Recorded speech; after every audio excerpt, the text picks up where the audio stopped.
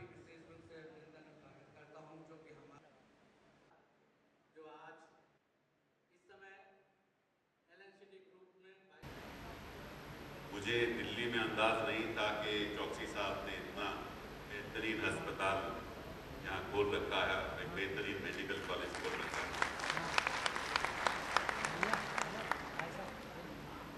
और जब मौलाना मोहम्मद अख्तर मेरे पास दिल्ली में आए और साथ में चौकसी साहब आए तो इन्होंने मेडिकल कॉलेज की बात की, तो मैंने आग्रह किया गुलाम नबी जी से कि चलिए देखते हैं कितनी सच्चाई है इसमें। और यहाँ आके तो ऐसा लगा कि आप एक दूरदृष्टि के साथ आपने ये मेडिकल कॉलेज खोला है, जिस किस्म की यहाँ वर्ल्ड क्लास फैसिलिटीज शायद ही कहीं होगी। और अभी मुझे बताया गया कि एक स्टेंट की फैसिलिटी है और जो मशीन वहाँ लगी हुई है मध्य भारत में, ऐसी मशीन कहीं और हॉस्पिटल में नहीं है, तो मैं उसका भी मुबारकबाद आपको देना चाहूँगा। समाजने में हमारा मैनेजमेंट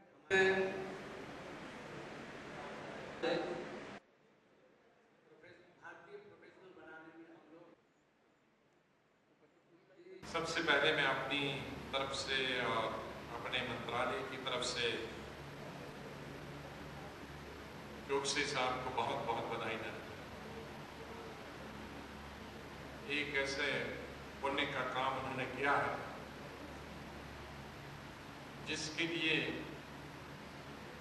ये काम सिर्फ दक्षिण भारत में ही होता है, इधर मध्य प्रदेश से लेकर और यूपी और बिहार से लेकर बंगाल से लेकर नॉर्थ ईस्ट और दिल्ली से लेकर पंजाब हरियाणा से लेकर हिमाचल कश्मीर तक कोई नहीं करता। उस पर मैं दोबारा आ जाऊंगा मेडिकल कॉलेज पर, लेकिन आज मैं ये कहना चाहूंगा कि जहां तक स्वास्थ्य दुनिया में अगर कोई सबसे जरूरी महकमा है, मंत्रालय है और वो डॉक्टर है, इतना कोई जरूरी इंसान नहीं।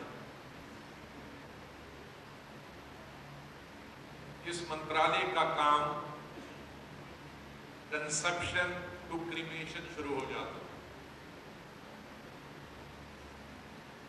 कोई दूसरे मंत्रालय का इतना जल्दी काम नहीं शुरू होता। शिक्षा मंत्री थे मेरे मित्र, लेकिन वहां भी तीसरी चौथी उम्र के बाद शिक्षा काम शुरू होता है और 20, 22, 23, 25 साल में खत्म। ज्यादा कोई अवधि होगा तो 30 साल पढ़ेगा, वरना तो 20, 22 साल खत्म करता है। उद्योग में कोई जाना चाहेगा तो 20 साल से हमारे जो गुप्ता बरादरी है उनके लोग जरा 20, 22 से ही शुरू होते हैं, हम लोगों के तो 40 से बिजनेस की बात शुरू करते हैं। लेकिन 60 में वो बच्चों के सुपुर्द कर देते हैं, उसके बाद लेकिन स्वास्थ्य मंत्रालय का काम है, जो ही शादी हुई और गर्भवती हमारी बहू बेटी हो गई तो डॉक्टर का काम शुरू हो गया। गर्भवती होते ही बच्चा अच्छा पैदा हो और मां स्वस्थ हो, उसके लिए आयरन और फॉलिक एसिड देना शुरू कर देते हैं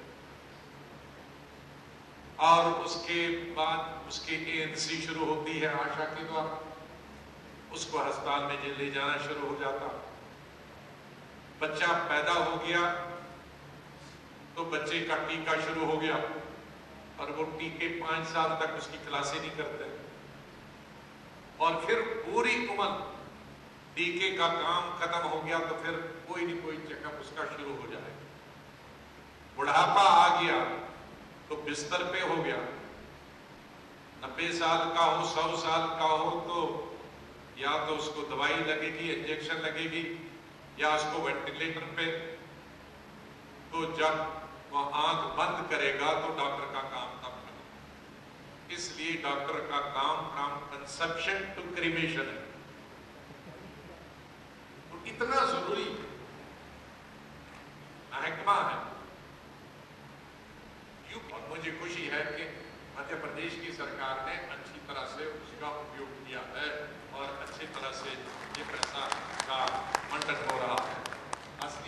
मकसद यही है। अब ज्यादा से ज्यादा डॉक्टर कैसे प्रोड्यूस कर, उसके लिए भी हमने एक कैप थी अभी 100, चाहे आपका कितना ही चौकसे जी चाहे कितने हजार बेड का हॉस्पिटल बनाए या बनाते, 150 ज्यादा ये ऊपर नहीं जाता। हमने वो कैप हटाकर अब 250 की रखी, आप 250 सीट तक एक कॉलेज में पढ़ा सकते। लेकिन फैकल्टी की कमी आ गई, फैकल्टी नहीं थी, तो फैकल्टी कहां से आई? फैकल्टी बढ़ाने के लिए हमने 2 कदम उठाए। एक कदम उठाया कि 58 साल की उम्र थी फैकल्टी की, उसकी उम्र हमने मेडिकल काउंसिल के रूल्स चेंज कर 70 साल कर दिए। कोई शुल्क नहीं लिया जाता, ना ₹16 करोड़ नाम आगे बढ़ाया है। के कारण खास चर्चा। चिकित्सक का पेशा दुनिया का सबसे पावन व्यवसाय है। किसी को जीवन दान देने से बड़ा कोई दूसरा दान नहीं होता। प्रायः लोग भगवान के बाद चिकित्सक को ही सम्मानजनक स्थान देते हैं। अस्पताल की स्थापना का उद्देश्य मानवता की निस्वार्थ सेवा होनी चाहिए। मानव जीवन को रोग मुक्त रखने के लिए भारत की धरती पर प्राचीन काल से ही गहन विचार और उपयोग करा परीक्षण हुए। हमने स्वास्थ्य के संबंध में चिंतन बहुत किया, तो एक सीमा तक पहुंचकर व्यवहारिक प्रयोग और इन प्रयोगों का अधिकरण बंद हो गया। स्वास्थ्य सुविधाएं प्राप्त करना हर मनुष्य का बुनियादी मानवाधिकार है। इस बात को संयुक्त राष्ट्र ने भी स्वीकार किया।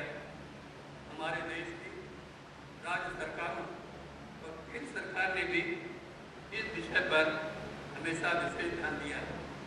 हमारे समाज में बड़ी संख्या में सक्षम लोग और समाजसेवी संगठन आम आदमी के लिए स्वास्थ्य सुविधाएं उपलब्ध कराने में भी सहायता करते हैं। तो देश और समाज के लिए स्वास्थ्य के प्रति उनके अपनेपन का एक आदर्श है।